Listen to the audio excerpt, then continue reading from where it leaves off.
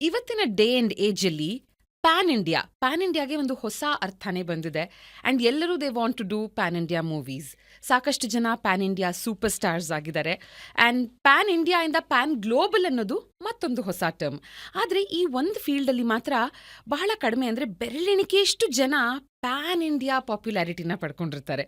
Well, ಇವರು pan global ಲೆವೆಲಲ್ಲಿ ಕೂಡ ಪಾಪ್ಯುಲಾರಿಟಿನ ಪಡ್ಕೊಂಡಿದ್ದಾರೆ. And I am so happy to talk to okay, ಇವರ ಹೆಸರನ್ನ ಡೈರೆಕ್ಟಾಗಿ ಹೇಳೋದಕ್ಕಿಂತ ಮುಂಚೆ ಇವರ ಸಾಧನೆಗಳು, ಇವ್ರು ಏನೆಲ್ಲ ಮಾಡಿದ್ದಾರೆ, ಎಷ್ಟೆಲ್ಲ ಮಾಡಿದ್ದಾರೆ ಅನ್ನೋದನ್ನ ಹಾಗೆ ಸುಮ್ಮನೆ ನೆನ್ಪಿಟ್ಕೊಂಡು ಹೇಳೋದಕ್ಕಾಗೋದೇ ಇಲ್ಲ, ಯಾಕಂದರೆ ಅಷ್ಟೊಂದಿದೆ.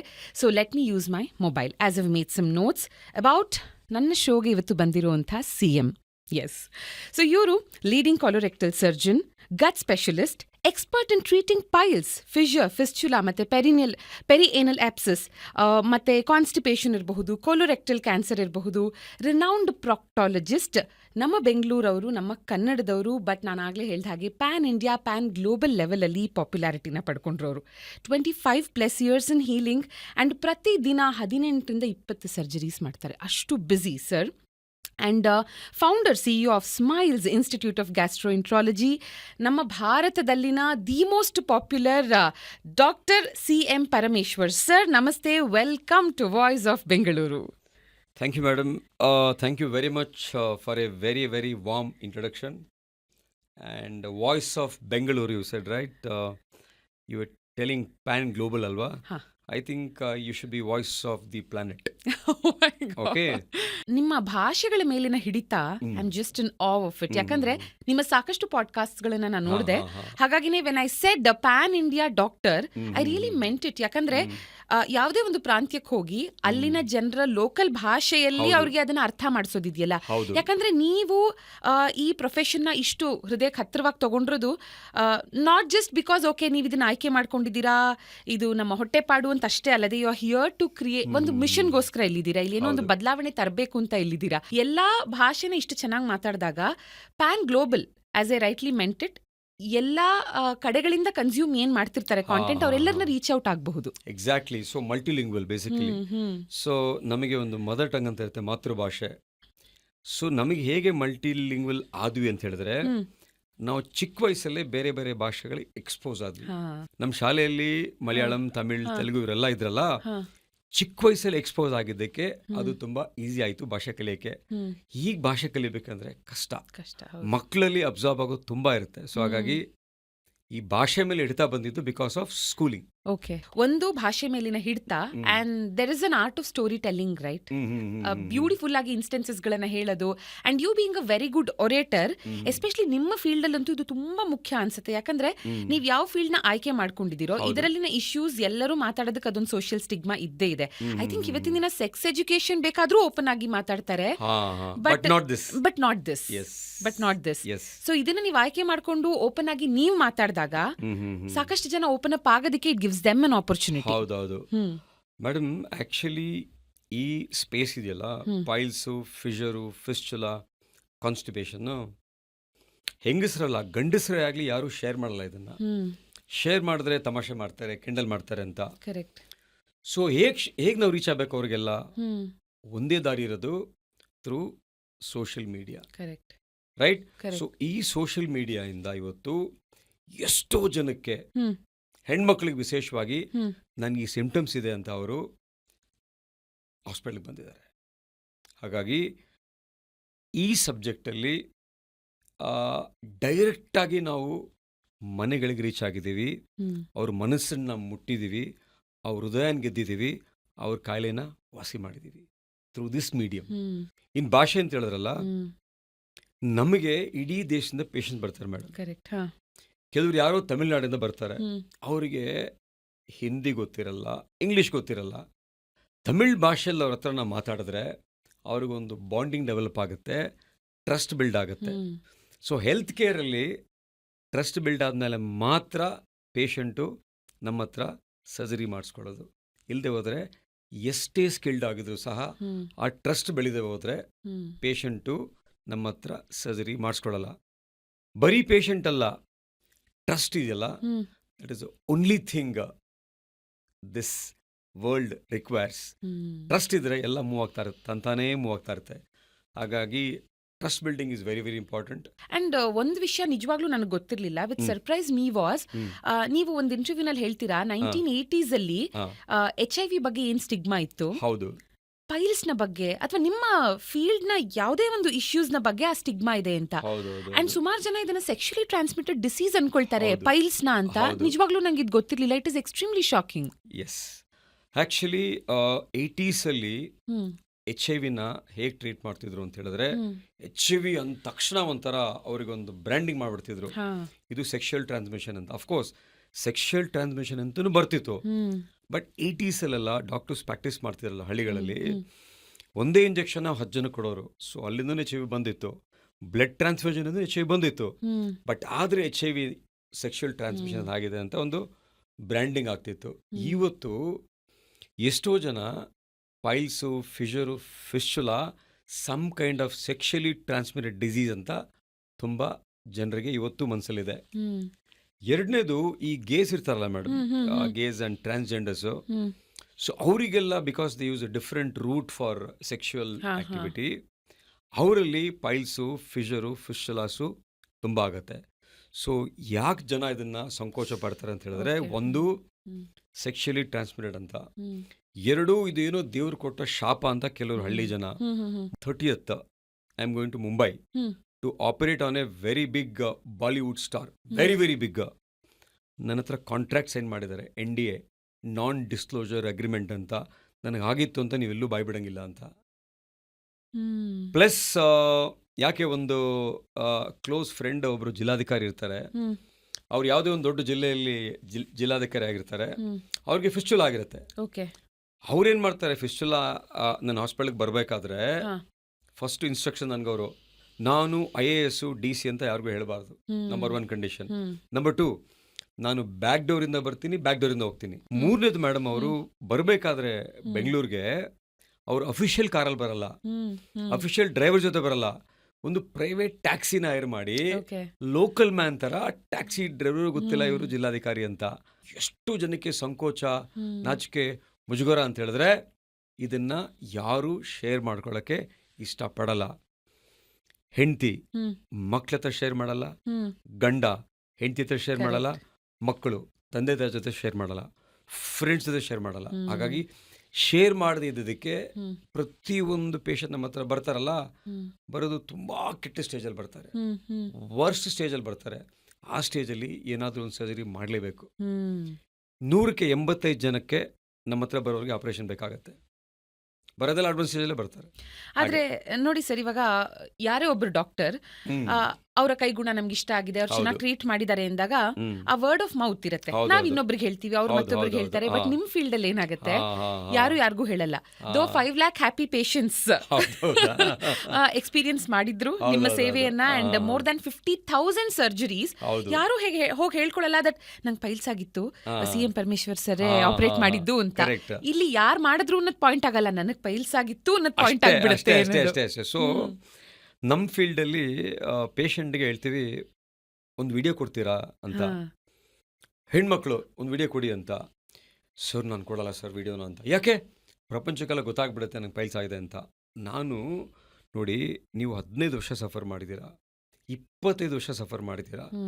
ನಿಮ್ಮ ಒಂದು ವಿಡಿಯೋಯಿಂದ ಒಂದು ಹೆಣ್ಮಗಳು ಆ ವಿಡಿಯೋ ನೋಡಿದ್ರೆ ಇಂಪ್ಯಾಕ್ಟ್ ಆಗುತ್ತೆ ಅಂದಾಗ ಕೆಲವು ಹೆಣ್ಮಕ್ಳು ಟೆಸ್ಟಿಮೋನಿಯಲ್ಸ್ ಕೊಟ್ಟಿದ್ದಾರೆ. ಕೆಲವರು ನನ್ನ ಫೇಸ್ನ ಬ್ಲರ್ ಮಾಡಿ ಅಂತಾರೆ, ಕೆಲವರು ಪರವಾಗಿಲ್ಲ ಕೊಡ್ತೀನಿ ಅಂತ ಹೇಳ್ತಾರೆ. ಬಟ್ 98% ದಯವಿಟ್ಟು ನಾನು ಕೊಡಲ್ಲ ಅಂತಾರೆ. ಆದರೆ ಬೇರೆ ಫೀಲ್ಡಲ್ಲಿ ನೀ ರಿಪ್ಲೇಸ್ಮೆಂಟು ಚೆನ್ನಾಗಾಗುತ್ತೆ ಅಂತ ಕೊಡ್ತಾರೆ, ಕಾರ್ಡಿಯಾಲಜಿ ಕೊಡ್ತಾರೆ, ಬ್ರೈನ್ ನ್ಯೂರೋ ಸರ್ಜರಿ ಕೊಡ್ತಾರೆ. ಪೈಲ್ಸು, ಫಿಷರು, ಫಿಸ್ಚುಲಾ, ಕಾನ್ಸ್ಟಿಪೇಷನ್ ಮಾತ್ರ ಯಾರೂ ಟೆಸ್ಟಿಮೋನಿಯಲ್ ಕೊಡಲ್ಲ. ಒಂದು ಆಮೇಲೆ ವರ್ಡ್ ಆಫ್ ಮೌತ್ ಇದೆಯಲ್ಲ, ಆ ಡಾಕ್ಟರ್ ಚೆನ್ನಾಗಿದ್ದಾರೆ ನೀವು ಮಾಡಿಸ್ಕೊಳ್ಳಿ ಅಂತ. ಬಟ್ ಸರ್ಪ್ರೈಸಿಂಗ್ಲಿ ನಮ್ಮಲ್ಲಿ word of mouth is growing at 165%. ಜನ ಶೇರ್ ಮಾಡ್ತಾ ಇದಾರೆ. ಸೊ ನೀವು ನಮ್ಮ ಡಿಸ್ಕಷನ್ ರೂಮ್ ಅಲ್ಲಿ ನಾವು ಡಿಸ್ಕಸ್ ಮಾಡಿ ಹೊರ ಬಂದ್ಮೇಲೆ ನಿಮ್ಮ ಕಾಫಿ ಗ್ಲಾಸ್ದು ಫೋಟೋ ತಗೊಂಡೆ. I really loved it. ಓಕೆನಾ? ಕಾಫಿ ಗ್ಲಾಸ್ ಫೋಟೋ ತಗೊಂಡೆ. So my God, your presence of mind is so good. So Smiles, what does it stand for ಅಂತ. First S is stop straining at stools with a smile. ಅಂದ್ರೆ motion ಹೋಗಬೇಕಾದ್ರೆ ಮುಕ್ಕಬೇಡಿ, pressure ಹಾಕಬೇಡಿ ಅಂತ. Next, M medication. ಅಂದ್ರೆ ಬೇಗ ಬಂದ್ರೆ medicines ಅಲ್ಲೇ ವಾಸಿ ಮಾಡ್ಬೋದು ಅಂತ. ಓಕೆ.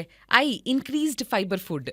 ಅಂದ್ರೆ ನಿಮ್ಮ ಊಟದಲ್ಲಿ ನಾರಿನಾಂಶ ಫೈಬರ್ ಕಂಟೆಂಟ್ ಹೆಚ್ಚಾಗಿ ತಗೊಂಡ್ರೆ ನಿಮಗೆ ಪೈಲ್ಸ್ ಬರಲ್ಲ ಅಂತ. Okay. L for life style learning and modification. ಮಕ್ಕಳಿಗೆ ಲೈಫ್ ಸ್ಟೈಲ್ ಲರ್ನಿಂಗ್, ನಮ್ಮಂತ ಕತ್ತೆಗಳಿಗೆ life style modification. Okay. E for eat healthy and exercise. ಚೆನ್ನಾಗಿ ಒಳ್ಳೆ ಆಹಾರ ತಿನ್ಬೇಕು, ಎಕ್ಸಸೈಸ್ ಮಾಡಬೇಕು. Okay. And last S for say no to surgery with a smile. So ಈ ಮೇಲಿರೋ SMI ಅಲ್ಲಿ ಮಾಡಿದ್ರೆ ನಿಮಗೆ ಪೈಲ್ಸು, ಫಿಶರು, ಫಿಸ್ಟುಲಾ ಬರಲ್ಲ, ನಿಮಗೆ ಸರ್ಜರಿ ಇರಲ್ಲ. So say no to surgery with a smile ಅಂತ. ಅಂಡ್ ಎಷ್ಟು ಚೆನ್ನಾಗಿ ನೀವು ಹೇಳ್ತೀರಾ, we make the other end smile ಅಂತ. ಬಿಕಾಸ್ ಎಷ್ಟೋ ಜನ ಯಾಕೆ ಸ್ಮೈಲ್ಸ್ ಅಂತ ಹೆಸರಿಟ್ರಿ ಅಂತ ಕೇಳಿದಾಗ, ಹೌದು ಮೇಡಮ್, ನಾನು ಎಲ್ಲೇ ಪ್ರೆಸೆಂಟೇಷನ್ಗೆ ಹೋದ್ರು ಸಹ ಸ್ಮೈಲ್ಸ್ ಅಂತ ಹಾಕಿದ್ರೆ ಇದೇನು ಮಾಡ್ತಾನೆ ಡೆಂಟಿಸ್ಟ್ ಇಲ್ಲಿ ಬಂದು ಅಂತ. ಬಟ್ ನೆಕ್ಸ್ಟ್ ಸ್ಲೈಡ್ ಇರುತ್ತೆ, V are not a dental hospital, we make the other end smile.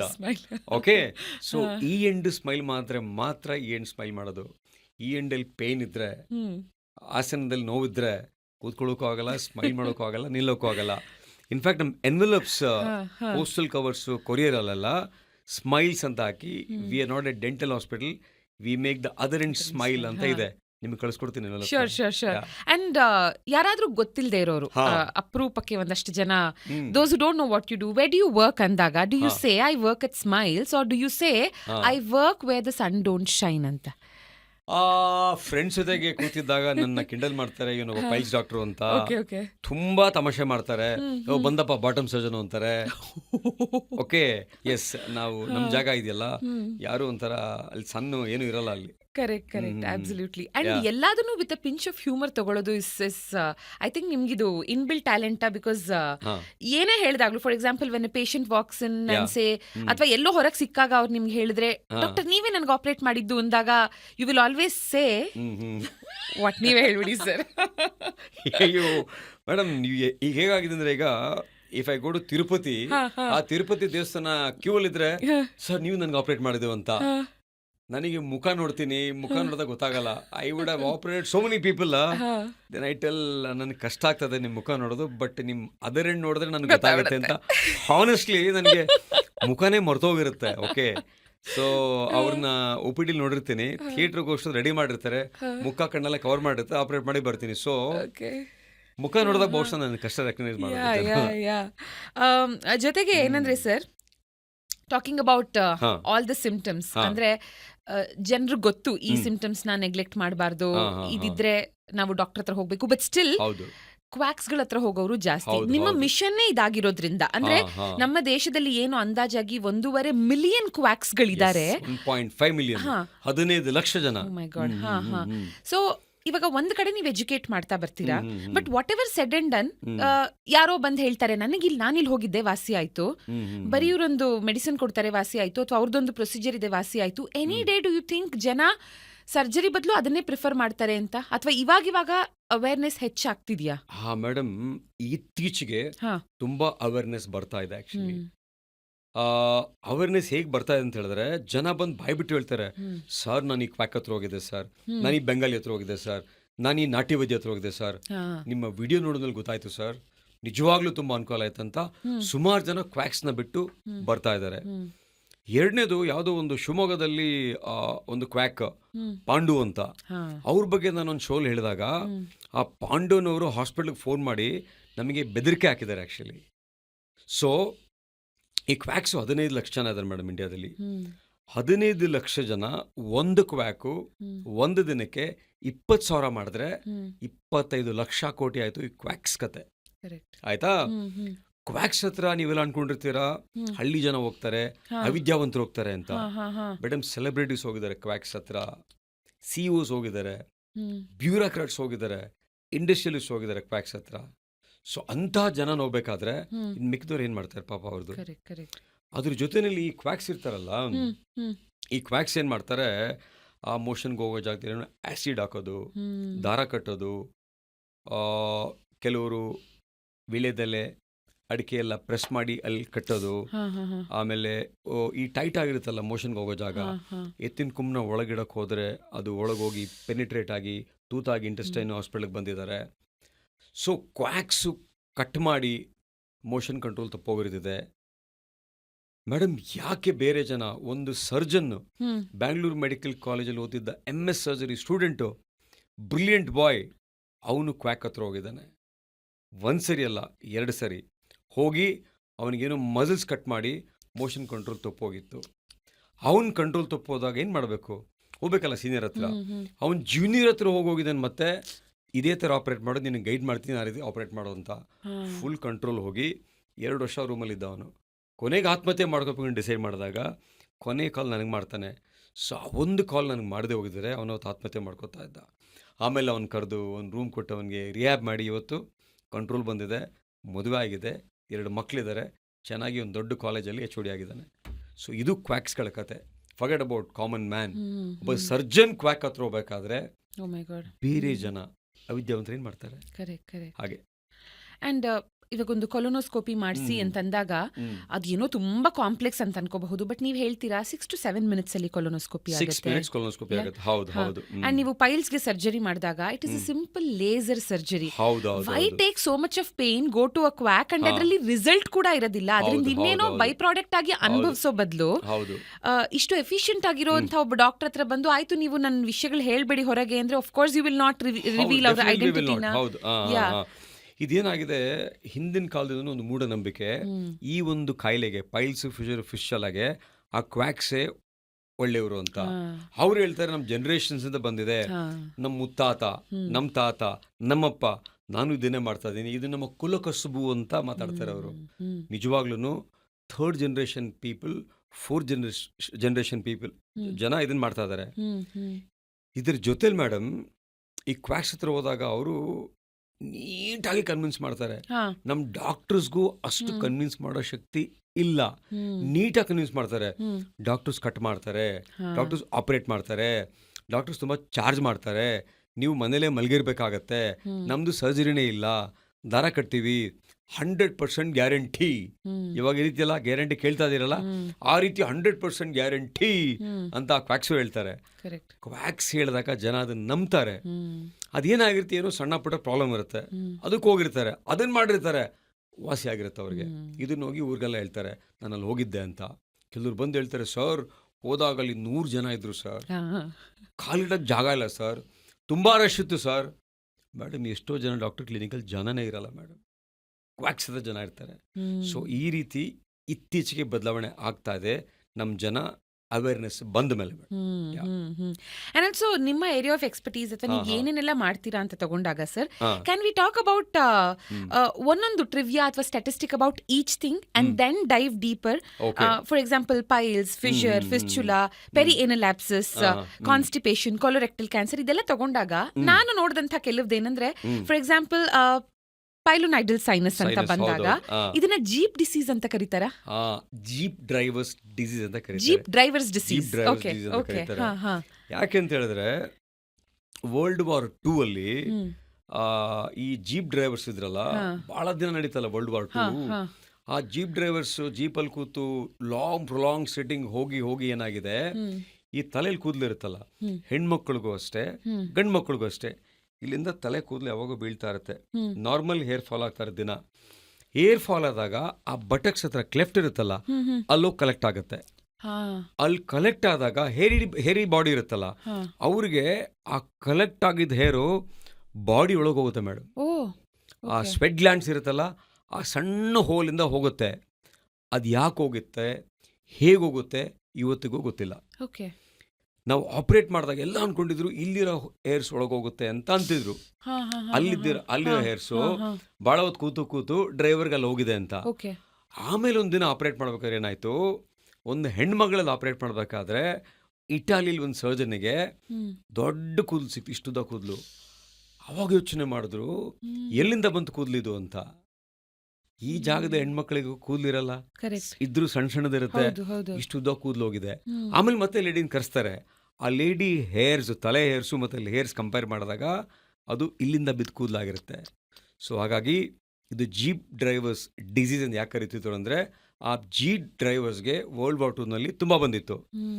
ಎರಡನೇದು ಪೈಲೋನಿಡಲ್ ಸೈನಸ್ ಅಂತ ಕರೀತಾರಲ್ಲ, ಆ ಹಿಂಭಾಗ ಆ ಕ್ಲೆಫ್ಟ್ ಇರುತ್ತಲ್ವಾ, ಆ ಪೈಲು ಅಂದರೆ ಹೇರ್ಸ್ ಅಂತ, ಸೈನಸ್ ಅಂದರೆ ಡಿಸ್ಚಾರ್ಜ್ ಅಂತ.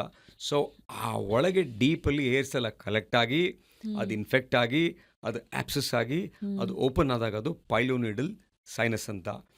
ಕೆಲವರಿಗೆ ಈ ಪೈಲೋನಿಡಲ್ ಸೈನಸ್ಸು ಬೋನ್ ತನಕ ಹೋಗಿರುತ್ತೆ. ಓ ಮೈ ಗಾಡ್. ಹಿಂದೆ ಸ್ಪೈನ್ ಇರುತ್ತಲ್ಲ, ಬೋನ್ ತನಕ ಹೋಗಿರುತ್ತೆ. 1% ಈ ಪೈಲೋನಿಡಲ್ ಸೈನಸ್ಸು TB ಸಹ ಆಗಿರ್ಬೋದು. Next constipation.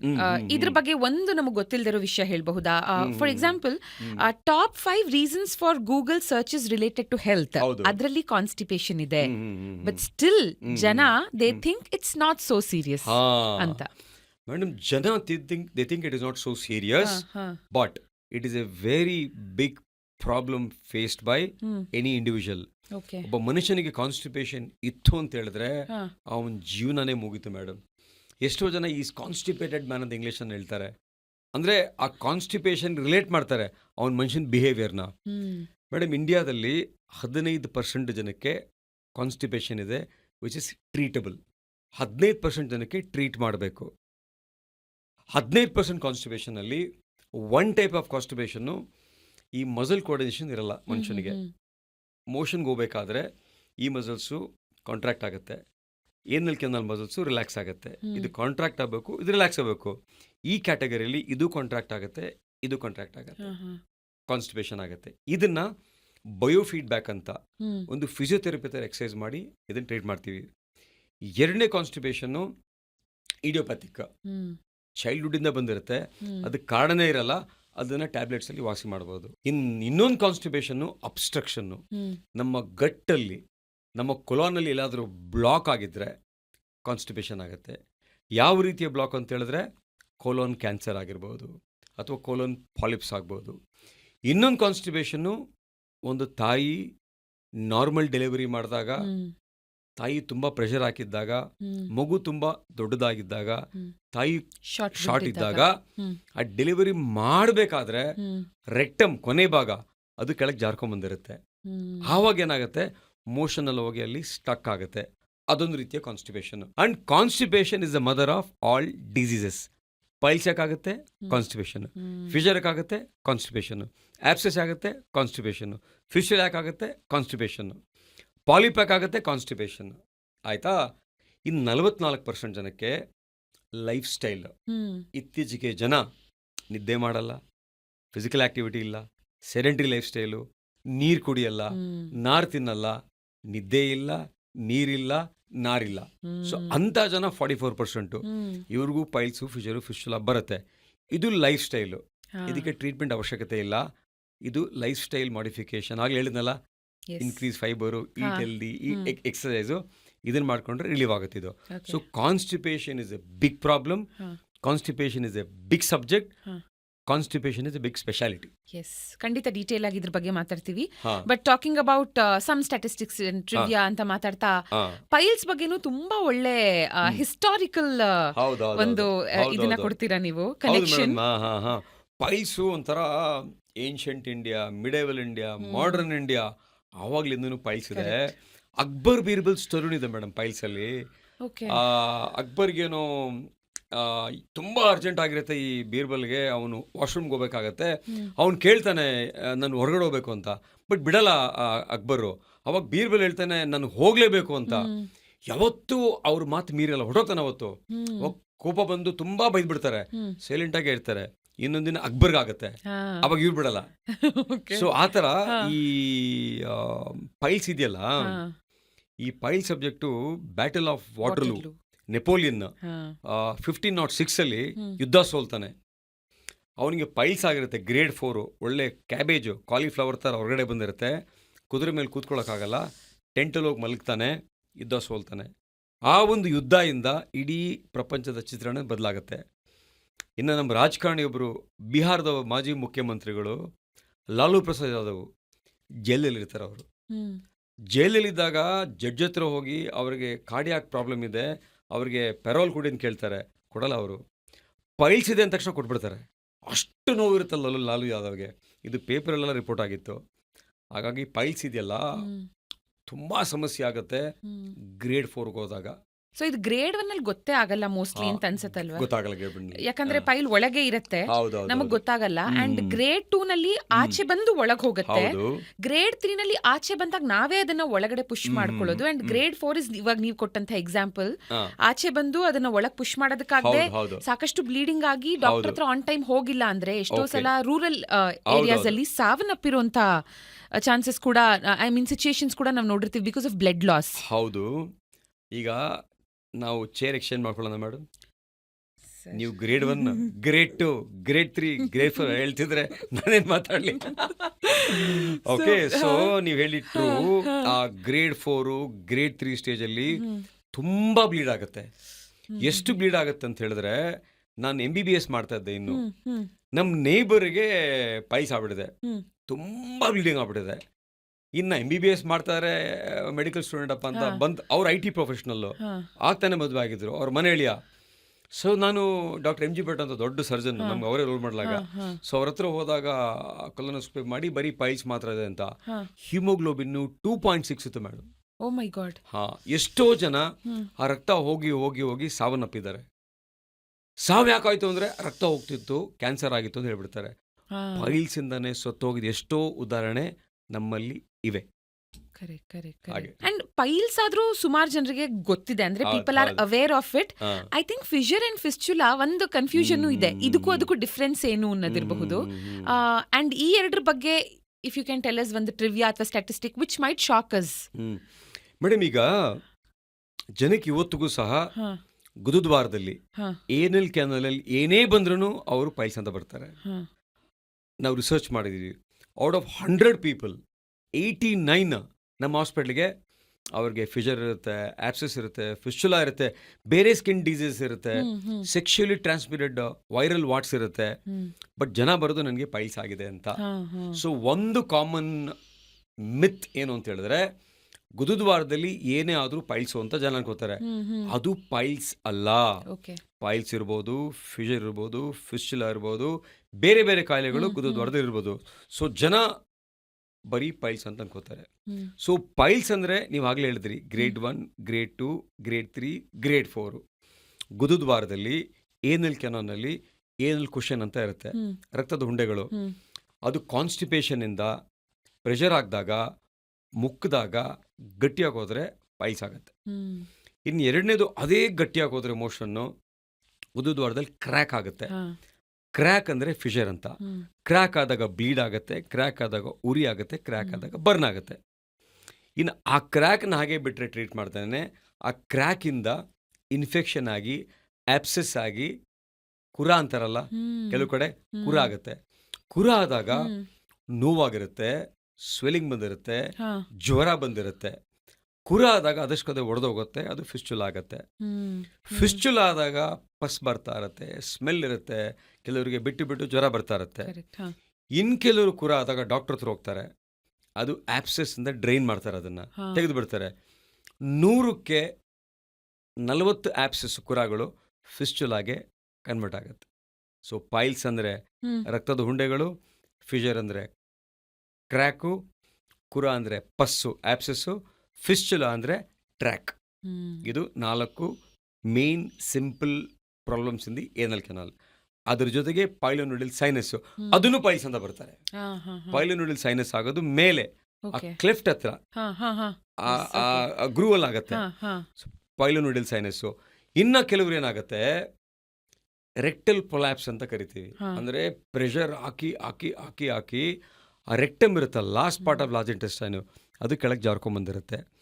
ಅದು ಬರುತ್ತೆ, ಎಷ್ಟೋ ಜನ ವಿಡಿಯೋ ಮಾಡಿ ತೋರಿಸ್ತಾರೆ, ನೋಡಿ ಸರ್ ಈ ಥರ ಬರುತ್ತೆ ಅಂತ, ಅದನ್ನು ಪೈಲ್ಸ್ ಅಂತ ಬರ್ತಾರೆ. ಇನ್ನು ಮಕ್ಕಳಲ್ಲಿ ಪಾಲಿಪ್ ಅಂತ ಬರುತ್ತೆ.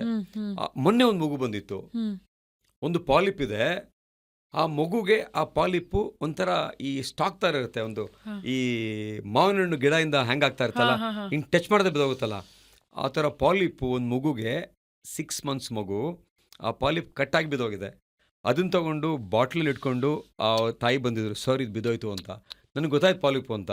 ಬಟ್ ಪಾಲಿಪ್ ಇದ್ದಾಗ ನಾವು ನೆಗ್ಲೆಕ್ಟ್ ಮಾಡ್ದೇ ಒಂದು ಕೊಲೊನೋಸ್ಕೋಪಿ ಮಾಡಬೇಕಾಗತ್ತೆ, ಬೇರೆ ಆದರೂ ಪಾಲಿಪ್ ಇದೆಯಾ ಅಂತ.